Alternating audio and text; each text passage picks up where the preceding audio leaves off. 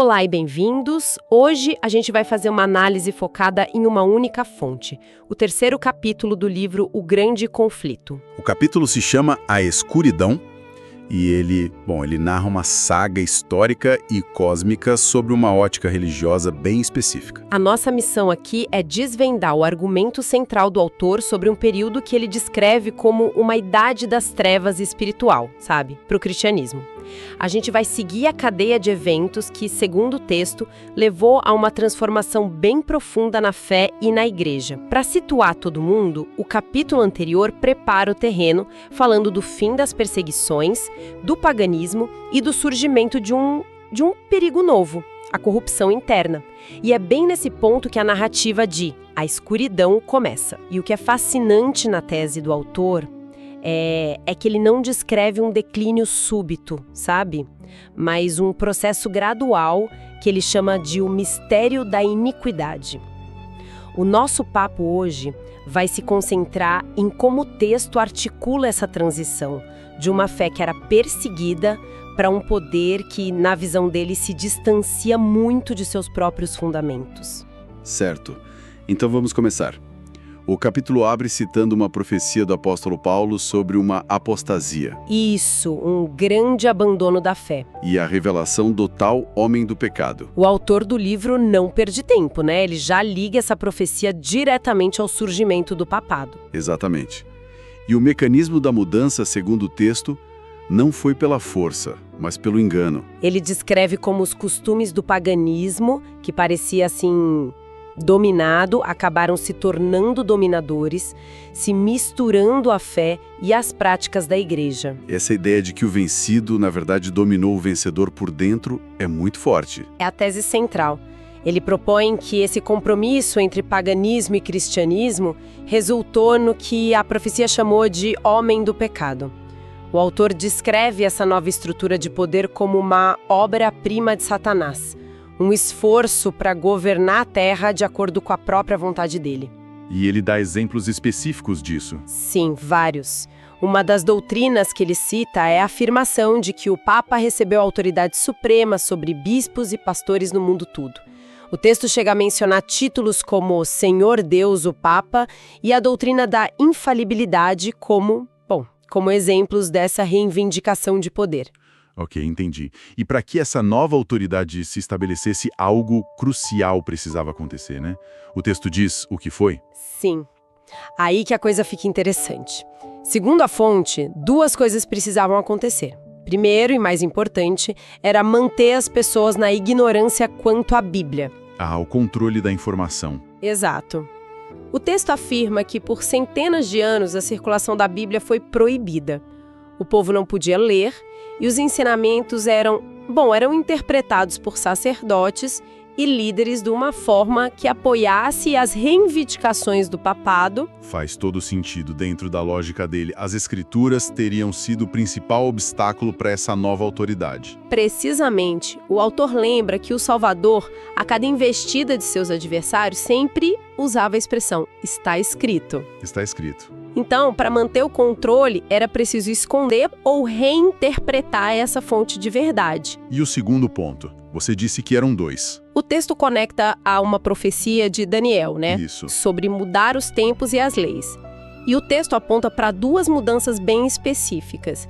A primeira, a remoção do segundo mandamento da lei, aquele que proíbe a adoração de imagens. E como ficou o número de mandamentos? Para manter o número 10, o 10º mandamento teria sido dividido em 2.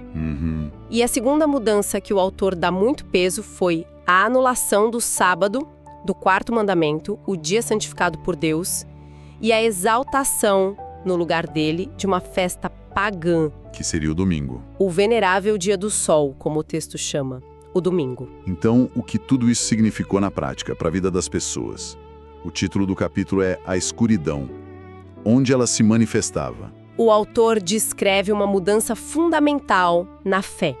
Em vez de confiar diretamente em Cristo, as pessoas passaram a olhar para o Papa e os sacerdotes como mediadores. Os intermediários. Isso. E o evangelho, que antes era simples, foi substituído por requerimentos difíceis, nas palavras do autor. Que tipo de requerimentos? O texto lista vários, por exemplo, longas peregrinações, atos de penitência, a adoração de relíquias, Sim. a construção de igrejas e altares caríssimos, a crença de que era possível, aplacar a ira de Deus ou obter seu favor por meio de obras e, claro, pagamentos. Isso abriu o caminho, imagino, para a introdução de outras doutrinas que o autor considera invenções, né? Exatamente. Foi o terreno perfeito. Ele cita especificamente algumas. A primeira é o purgatório. A ideia é de um lugar de tormento temporário. Isso. Uma heresia que, segundo o texto, foi usada para aterrorizar os supersticiosos. E se tem um problema, o purgatório, a mesma estrutura oferece a solução. Precisamente. E a solução foram as indulgências. A promessa de remissão completa dos pecados Presentes, passados e futuros. em troca de dinheiro. Em troca de dinheiro para a igreja ou alistamento nas guerras papais. O autor afirma que isso permitiu à igreja encher seus tesouros e sustentar o luxo. A salvação virou um produto. Então, exato. E ainda tem uma terceira inovação teológica que ele destaca como central, a Eucaristia, que ele chama de sacrifício idólatra. Isso.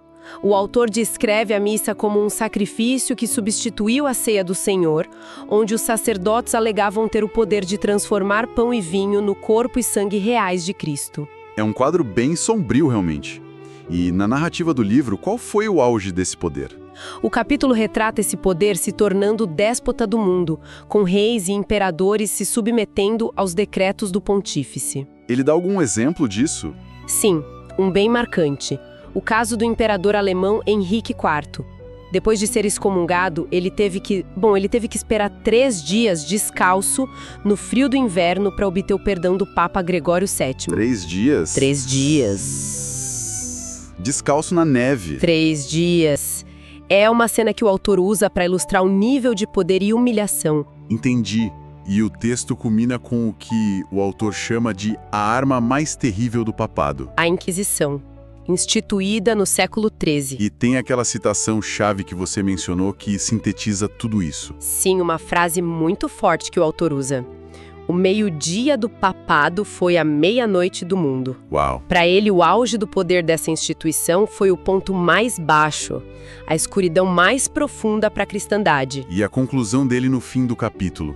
Qual a causa raiz dessa meia-noite? O argumento final do capítulo é que, com a remoção da lei de Deus como padrão e o desconhecimento das Escrituras, a fraude, o engano, a imoralidade, tudo isso prevaleceu.